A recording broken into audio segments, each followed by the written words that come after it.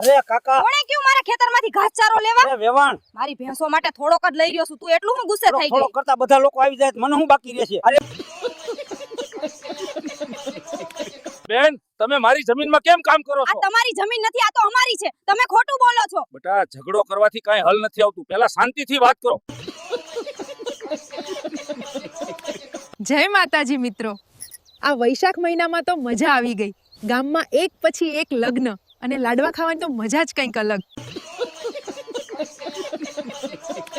બેન, આ ખેતર તો મારા રસ્તા પાસે છે. અહીંથી થોડી જગ્યા મને આપો. કાકા, આ ખેતર મેં મહેનત કરીને ઊંડું કર્યું છે. તમે એમ જ કેમ લઈ શકો?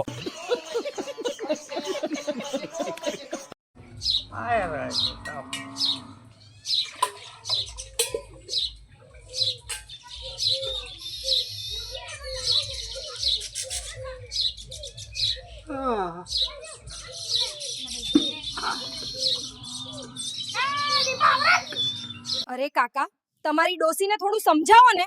મારી પાછળ ખોટી ખોટી વાતો કરે છે. બેન, એમાં હું સમજાવું? એ તો ઘરે પણ મારી પાછળ એ જ કરે છે. એટલે